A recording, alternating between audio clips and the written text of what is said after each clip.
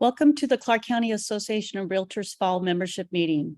We have a full agenda, so let's get started. Please welcome 2022 Vice President Heather Renner to lead us in the Realtor Pledge.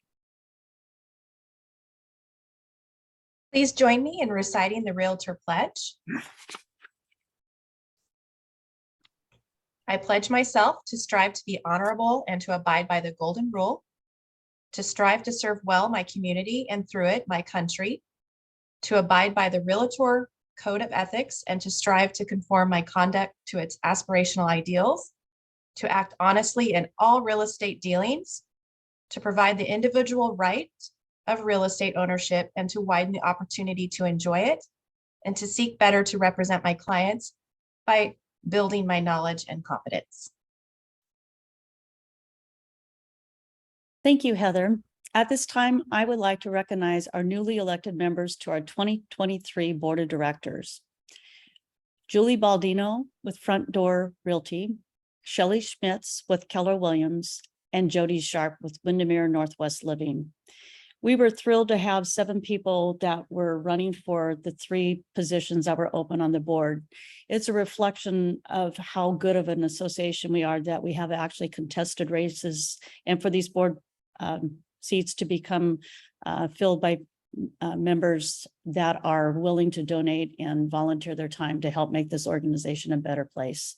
So we'd also like to thank Myra Brock for running, Dinah V. Ramirez, Diana Rutherford, and Wendy Wampak. Our 2023 affiliate directors are Eric Golema with SGA Engineering and Josie Hyde with WFG National Title. Congratulations. We look forward to working with you in your new roles on our team. Officers and directors that are going to be joining us for 2023 are Curtis Ambrose, President, Heather Renner, President-elect, Amy Wells, Vice President, Scott Bradley, Treasurer, Anthony Stroud, Secretary, and myself as immediate past president. Continuing on as directors are Denise Netto, John Rose, and Rodney Shimagawa. NAR director is Janice Hall Mateo, and legal counsel is Roy Pyatt. Returning as RMLS directors are Dale Chumley and Janice Hall Mateo. And want to give a big thank you to Steve Marshall for your service as an RMLS director, and we look forward to your continuing contribution as the Ombudsman Chair. I have accepted the appointment by the Board of Directors and will be serving as the RMLS Director from 2023 through 2025. For more information on becoming involved with the association and our leadership, please go to the CCAR website. Feel free to call the office or feel free to call any one of us as far as directors. I'm honored to present today's featured speakers from the RMLS. John Ayers, Vice President of Subscriber Services, and Terry Rommel, Information Services Manager, to give us an RMLS update. If you have any questions, please add them to the Q&A or in the chat section in the feature below, in the function below. And please welcome John and Terry. All right, thank you, Connie, and welcome to our Board of Directors. That's very exciting. That is one of the very things that I'm about to talk about is I'm going to go over kind of the history of RMLS, as well as how realtors really drive RMLS in all aspects, and how realtors can get involved anywhere from 5 minutes up to a 3-year term on our Board of Directors, as Connie is just embarking on. So let me introduce myself. I'm John Ayers. I'm the Vice President of Subscriber Services, and that means I oversee our support departments, namely our front desk department, where you go and get signed up or change your membership info, get new lock boxes, that kind of stuff. The help desk, which is kind of how I came up through RMLS in my 27th year, believe it or not, this year. I have worked at the help desk for, gosh, I think it's about 15 years in there. Started in the mailroom back in 1995 when we were delivering MLS books. And so I've seen it all. It was much simpler back then, but yeah, it was quite an effort to get MLS books all across Portland every month. So anyway, that's how I got started, moved into the help desk in 1997. And then finally, I also oversee our training department, which I've done a little bit of, but definitely not my forte, as you may see here. during this presentation. So as I mentioned, I'm going to talk about a little bit about the history of RMLS and how we're really realtor driven from the ground up. So we are owned by 3 different realtor associations. RMLS was formed in 1991. There was a previous MLS in the Portland area called OMLS that was broker owned. And many of the realtors in the metro area were frustrated with how that was working. They wanted more representation. And so the Portland Metro Association of Realtors, which I'm sure you're familiar with, used to be 5 separate boards. Multnomah County had their own board, Washington County, Clackamas County, and a couple of others. And so they all formed in the late 80s to join or to create PMAR. And then we were founded by PMAR in 1991. EMAR, the East Metro Association of Realtors, which serves the Gresham area, they became a shareholder of RMLS very soon after that. In I don't know the exact year, but it was pretty close after that. And then finally, CCAR was our 3rd and final shareholder in 1999. And to give you some realtor counts there, PMAR has about 9,000 realtors right now. EMAR serves 1,100 realtors, and CCAR serves just over 2,100, which is the last count I saw on the NAR website. So our board of directors is formed from those 3 shareholder owners, and PMAR has 9 seats on our board of directors. EMAR has 3 seats, and CCAR also has 3 seats. And then there's also 2 seats that are from our service advisory committee, which I'll talk about how that works a little bit later when I talk about committees. So directors are appointed by that local shareholder board. As we just learned, Connie's the new director for the next 3-year term, taking over for Steve. And they are appointed from the shareholder board. Usually the boards can appoint somebody who's not on their own realtor board, but usually it's somebody that's volunteered from the local realtor board. So that is kind of the first volunteer option. It's probably not the simplest. It's probably the most involved, but you can be appointed to our board of directors from your local shareholder or from your local realtor board, so that if you want to be on our board of directors, start volunteering for CCAR, get on some committees, and volunteer to be on their board of directors, and tell them you want to be on the RMLS board, and that can be in your future. So that's one way that realtors can volunteer to lead RMLS. Let's see here.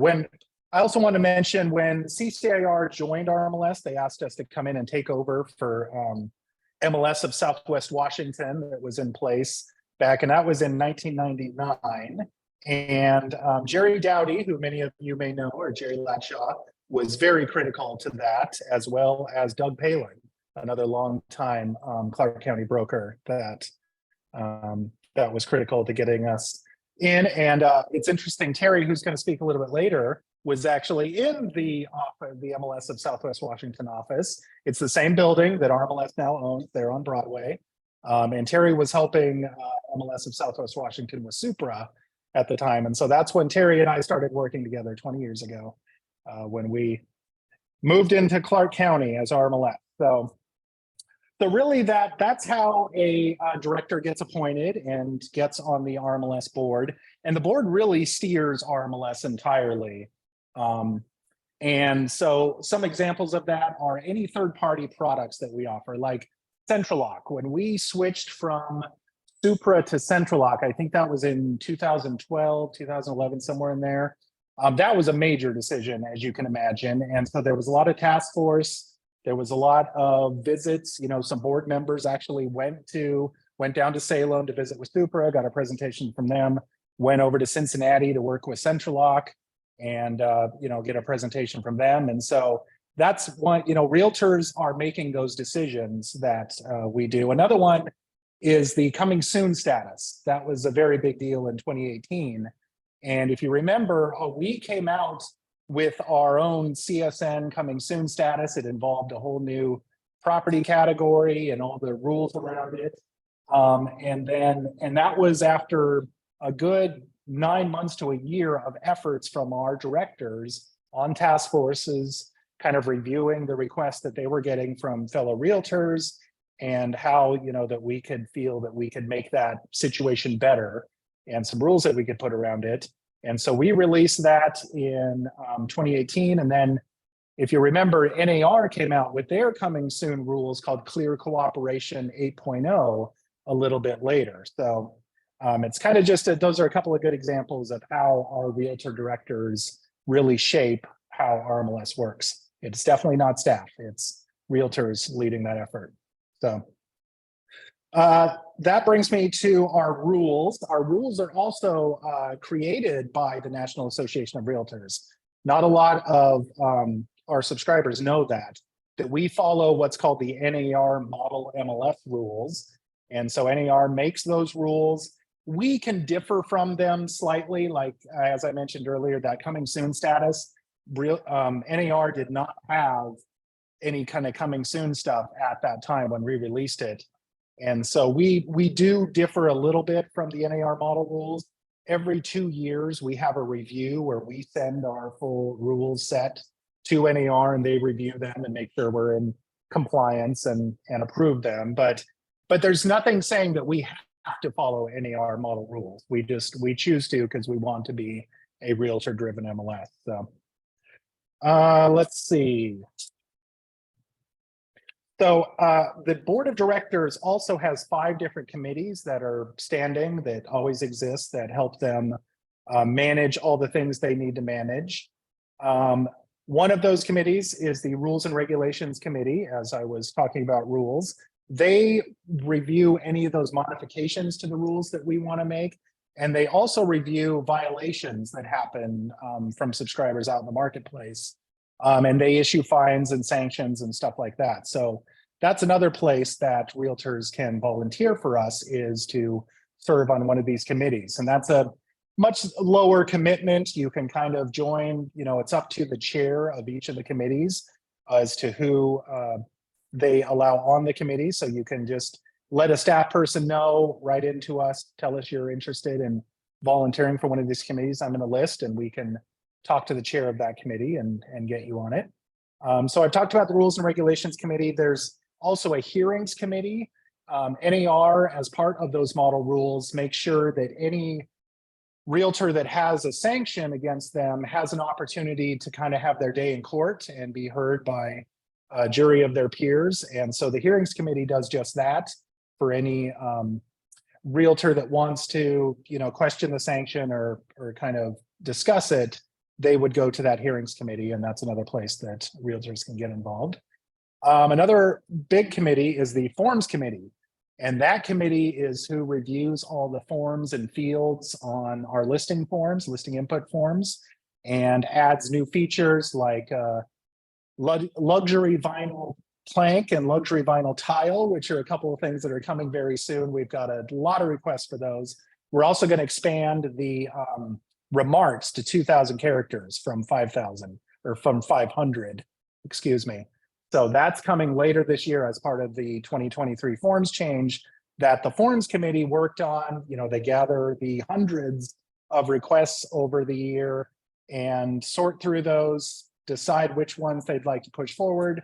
That goes to our board of directors to be approved.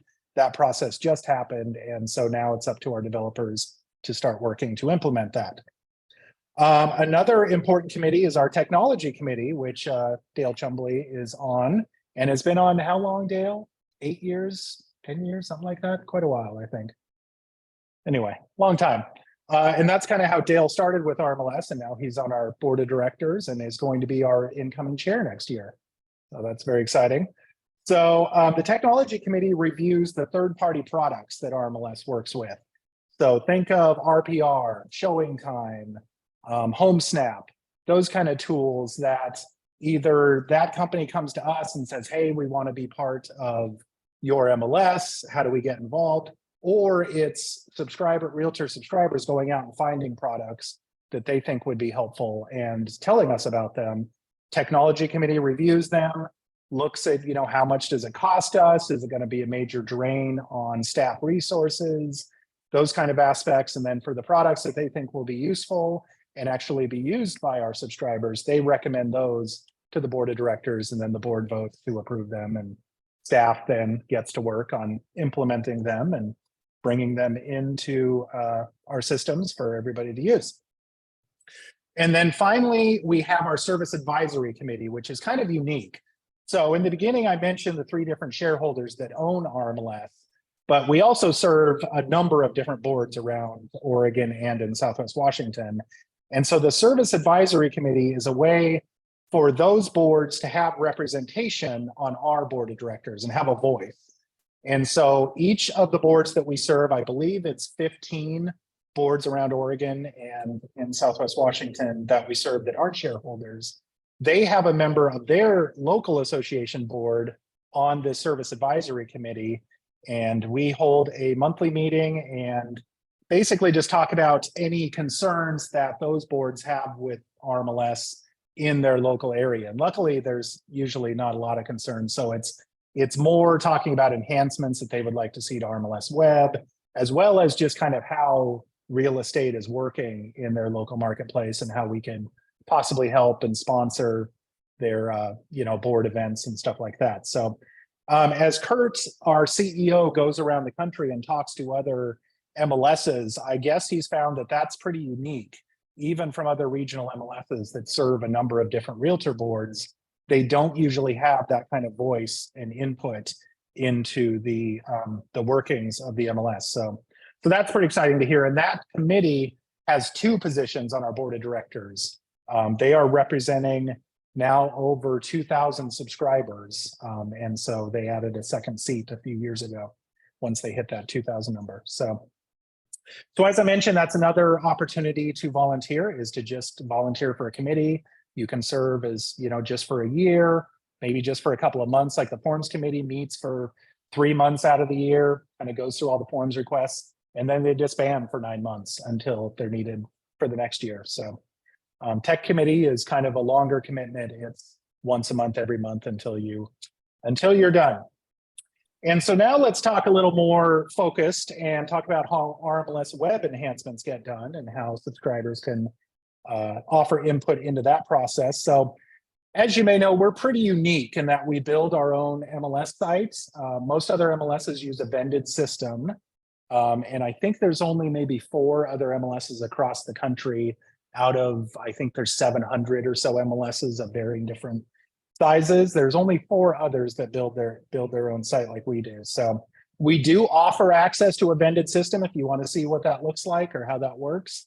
We do have the Paragon system available for subscribers. If they want to try using that, just reach out to the help desk or front desk and they can get you signed up for that. But the biggest reason the board, I think, has wanted to have our own website is that we truly have full control over it. We can, we don't get price increases from vendors every couple of years. We can decide what features, like that coming soon feature. A lot of the vended websites didn't really want to do anything until NAR or a bigger entity kind of put rules around how they think coming soon should work. But our board was able to just kind of, make those changes, add that new property category and make it happen. So that's a good example of kind of why we still manage our own website. So basically the easiest way to give us enhancement requests is just email in an enhancement request. And that's probably the third option of how you can volunteer or make your voice heard at RMLS, is just send us email, tell us how you want RMLS web to work, what you want changed, what you want added, that kind of stuff. It's probably the least amount of commitment. It's definitely not a 3-year term on our board of directors or anything, but it can certainly help. If one thing that I will say is that we often hear when subscribers send in feedback is that everybody in my office, wants it to work this way. And so we would please urge everybody in your office to actually write in a request, because that's really what drives that change, is the volume of requests. As you can understand, we serve 16,000 independent contractors, and some of them want the system to work very specifically in a certain way, while that may not work well for all the others. And so we have to kind of go off of the most common requests to keep everybody as happy as we can. So, anyway, so there's a section at RMLS Web under questions and comments. Please send us in any feedback you have there. And that's probably the easiest way to get involved. And so once we get all those requests, we get maybe 30 to 50 a month. We have an internal committee called the Enhancements Committee that sits down once a month and goes through each of those requests. For any training or bugs or anything like that, we pass them along to the development team. Training, of course, we pass them along to the trainers to call that subscriber back and help them through what they needed help with. But for everything else, we kind of sort them into the various different buckets for each of the modules in RMLS Web. So we'll have a listing load bucket and a prospecting bucket and a search bucket, CMA. And so we put each of these requests into those buckets. And then in October, we're about to start this process. We get together, another internal committee gets together, and we form what we call voting boards, which is how the directors end up voting on which projects they want to see the development team work on for RMLS Web for the coming year. So we sort all the CMA requests into, the CMA bucket, all the prospecting requests into the prospect bucket, and we list out a series of kind of items, specific items that the subscribers want the developers to update. And of course, the most popular ones that get the most requests are at the top of that list. And so we create these, what we call voting boards, and at the leadership retreat, they're literally on foam core boards. And so then those go to the technology committee. And so at the end of each year, the technology committee reviews those voting boards and can add features, add items. They can even create a brand new voting board if they want to about a specific topic, if we didn't receive a lot of requests about something. And then ultimately, the technology committee signs off on those boards, and then those go to the directors at our annual leadership retreat. And that is in the first week of February each year. And so the directors then vote on which of those voting boards they'd like to see done. Usually we create 6 to 7 different voting boards or so, and about 3 or 4 are voted to be worked on the following year. And that ultimately usually comes down to the developer time, basically how much time our developers have to do those outside adjustments to RMLS Web, outside of, just keeping the servers up and everything else they have to do, all the maintenance and stuff like that. So, so then once those voting boards are decided on, once the project work starts in that year, then there's another volunteer opportunity, and that is focus groups. Beth Raymer, our RMLS Web product manager, as we have those different voting boards starting to be worked on, she will set up focus groups to gather feedback from subscribers on how do they want something to work. Sometimes we'll do it up front where we're just trying to gather information for the developers.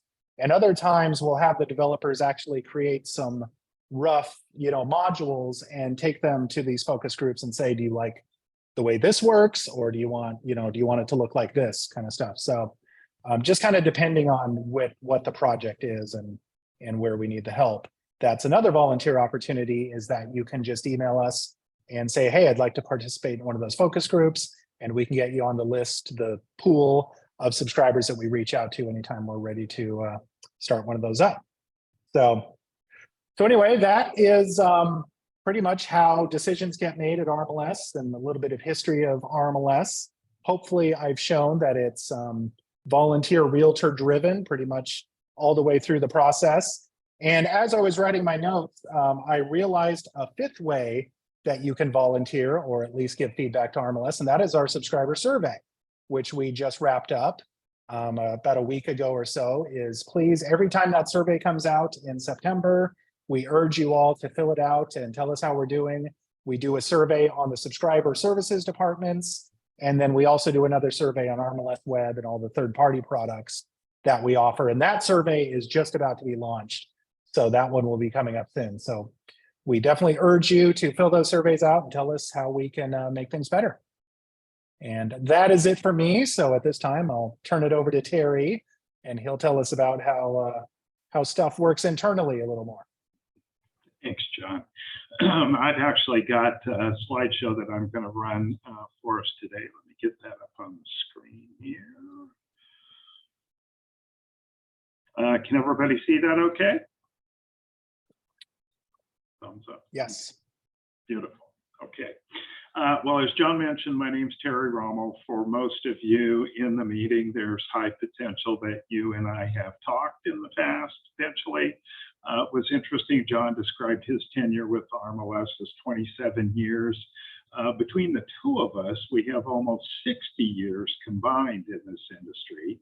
And he's absolutely correct. My initiation into the industry was running a lockbox loaner program for Supra, right in that very same building in downtown Vancouver that both CCAR and RMLS is located in today.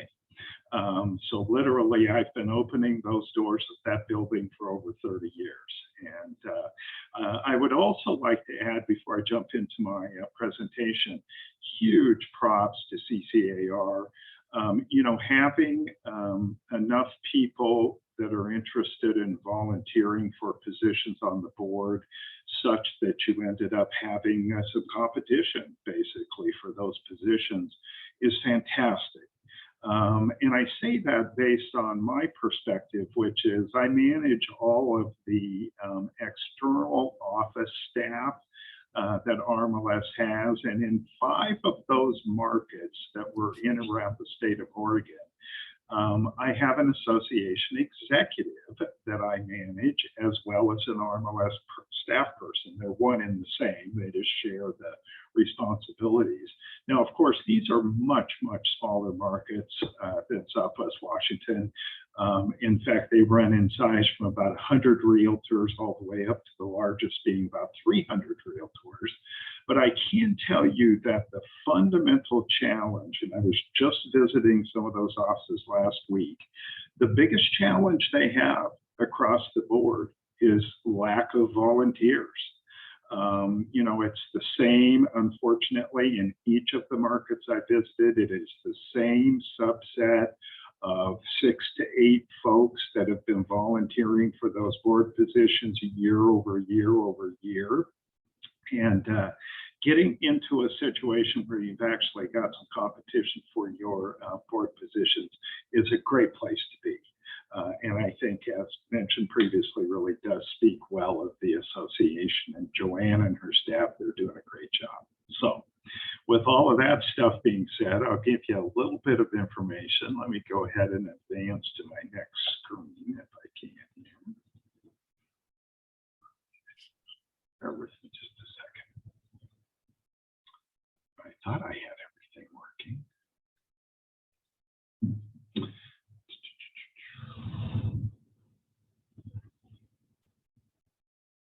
Bear with me.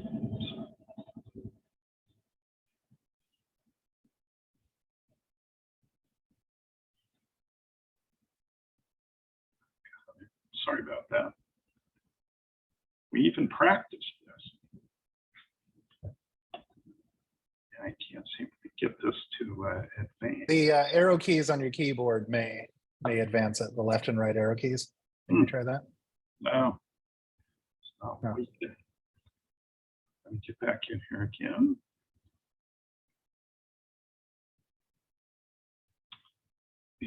And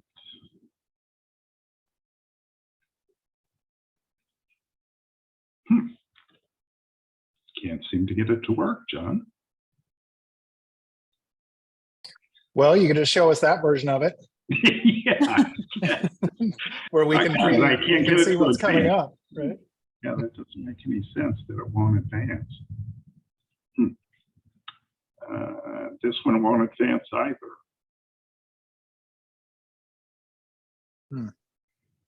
Without being there, I don't know how much support I can give you. Sorry. Other than the arrow keys, that's all I've got.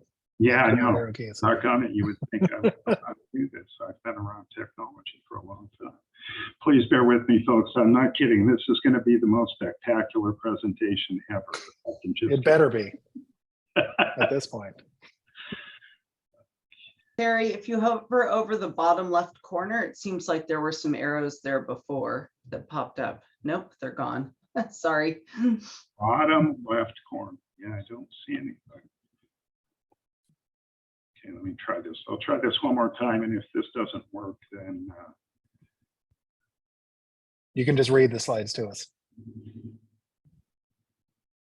You can just click on them here. We can all see them. So if you go down Okay. to Yeah, the if you click, slide and just click on that on the left column, we can see them. There you go. okay.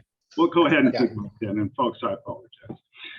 So our support footprint, as John mentioned, you know, we have about 16,000 Realtor subscribers, give or take. 11 RMLS offices in Southwest Washington and Oregon, all the way from Hermiston in the northeast corner of the state of Oregon, all the way down to Brookings, which is in the furthest southwest corner of the state. As I mentioned, I was just out last week traveling around to some of the smaller offices. And again, as I say, the fact that CCAR has a lot of people interested in serving and volunteering, wonderful thing. That's a wonderful problem to have, if you will. We have 55 employees. That number is really close. I don't know that that's the exact number. We've got quite a few people on the development side of the shop. There are 31 staff that are fully dedicated to Realtor subscriber support. So those are the folks that John and I both are responsible for, along with a few other people. Support for 15 unique third-party products. So John mentioned before some of the things that the tech committee reviews and then the board of directors ultimately approves: home snap, showing time, etc. So 15 individual unique pieces of technology are made available to you through RMLS Web. And from my understanding and belief, we are the only MLS in the country to provide an alternative front end of choice. That's the Paragon product that John mentioned previously. The way that all works is you get your first quarter for free, and then there is a nominal charge for that going forward if you decide to continue to use Paragon. The whole concept of front end of choice was talked about in the industry for at least 15 years. I can remember going all the way back into the earlier 2000s. MLSs were talking about, wouldn't it be great if we had not only our current vended MLS system, but was able to provide our subscribers access to a completely different system. Well, by virtue of us being a sort of a homegrown, self-developed product, we were able to work really closely with Black Knight, who is the Paragon parent company, and we're able to integrate Paragon into our system. So it's actually a completely separate MLS system that accesses exactly the same database. So any interest in that, please just let us know. Help desk, front desk, anybody that you call and interact with can make that happen for you in our system. Okay, now, I could have sworn that Joanne was in my office this morning when I was putting this together, because we had a real quick conversation before the meeting today about, yeah, and I seem to remember, Joanne says, I seem to remember some information about, you know, X number of fields equal X amount of market time and things of that nature. And it's like, oh my gosh, that's one of the slides I've got in the presentation today. So these are the available and required data fields. And I worked this up for a different meeting here a month or two ago, but this information is still current and still the same.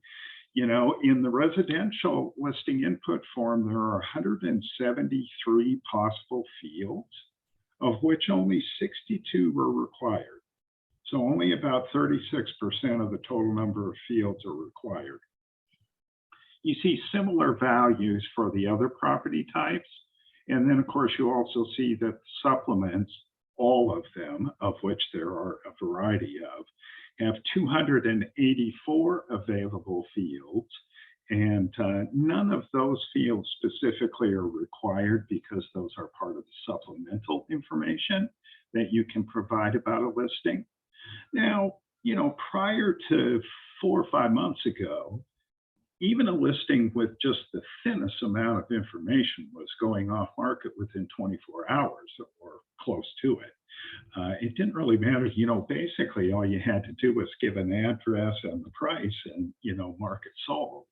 I think we're transitioning into a different kind of market, as I'm sure we're all aware of, where fleshing out the available data components for a listing, I think, is going to be more important than it's been for several years. You just never know what the consuming public, what little piece of information might be the tipping point for a member of the public.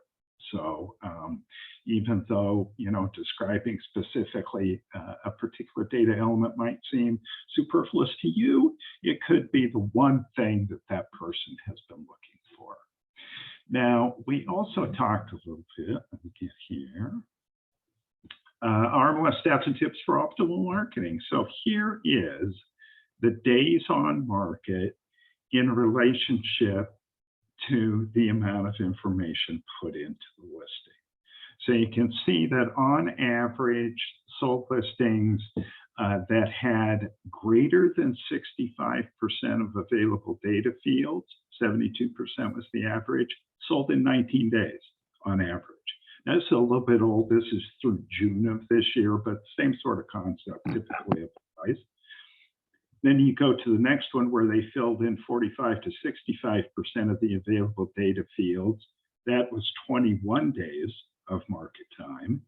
And then if you get less than 45%, and remember we said 36% is all that's required, that bumped the market time up to 28 days. So 9 full days of market time more, just by not being really expansive in the listing that you filled out. So it does make a difference. And Joanne, you're right on with that. Here's an infographic, and I wanted to integrate a few of these into this slideshow for you today, just to demonstrate, I think we all like colorful infographic type information. Certainly is more compelling than just seeing some numbers on a blank piece of paper. This particular infographic is for the entire state of Washington. And you can see that over on sort of the top left corner or top right corner of the infographic. It details for you what they're sourced from. 2.1 months of inventory, 1711 active listings, 731 pending, 938 new. You can all read that. The important point here, I think, is that this kind of information, this infographic, is available for you in the RMLS Forms and Documents section. So if you want to put together some marketing pieces and, if you don't have the time or energy to put together this kind of an informational graphic, these are already done for you and stored in the Forms and Documents section inside RMLS Web. If you need any help navigating Forms and Docs, I know that folder tree on the left side of the Forms and Docs section can look pretty intimidating. There's lots and lots and lots and lots of information in there. Please just give us a call at the help desk, and we're happy to help you navigate that, or ask us to send you those graphics, and we'll be happy to do that as well.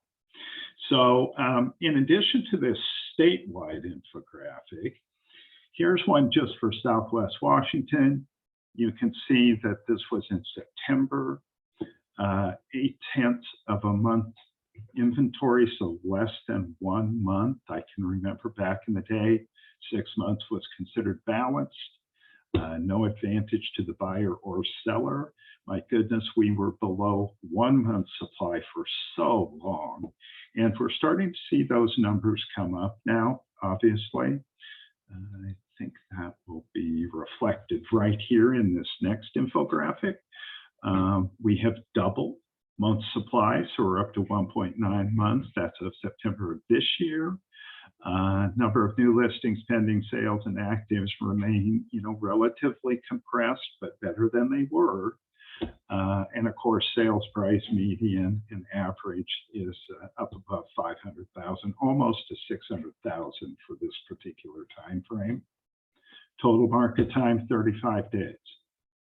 You know, remember I mentioned previously, and of course, it's not news to you folks, prior to the increase in interest rates that we've seen in the last few months, literally things were coming on the market one day, going pending the next. So that market time is a little bit expansive in comparison to what it was. And then my very last slide, and this is a little difficult to read, obviously, a lot of data on this page. This is Southwest Washington market stats for almost over 20 years. And this gives you new listings, pending sales, closed sales, average sale price, median sales price, and total market time. And my goodness, if you look in the mid-2000s at the average market time in comparison to what we've been experiencing for the last 5 years or so, yeah, it was a different world. And ironically, that's the period of time in which I became a licensed realtor. So my timing has always been impeccable when it came to making career choices. So I did spend a little bit of time as a realtor here in Southwest Washington, and opportunity came in 2010 to come back to RMLS, and of course, based on my lack of sales success, I jumped at the opportunity. The irony of that is that prior to leaving, I managed John, and when coming back, he managed me. So we had a little bit of a role reversal, but it's all good. We work really well together and enjoy supporting the number of people in our industry. And that's it. That's all I've got for you today informationally. I would be happy to share this slide deck with anybody that might want to. Again, as I mentioned, those infographics, those are all available for you anytime you want them inside RMLS Web in the Forms and Docs section. And super happy to make those available to you. So that's what I've got for you today.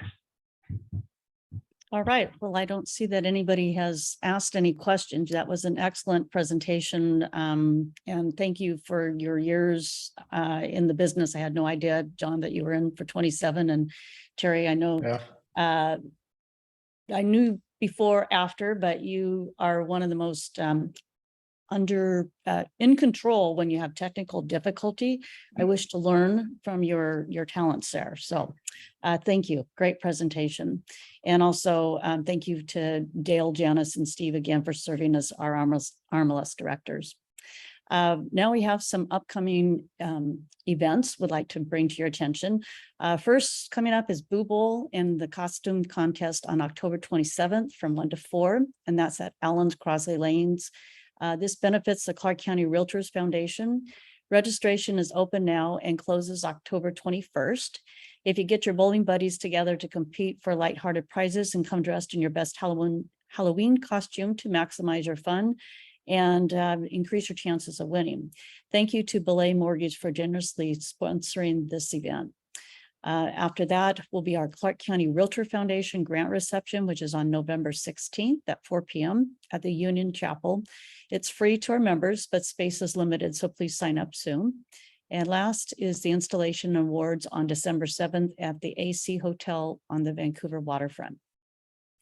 Thank you today for joining us, and this meeting is adjourned.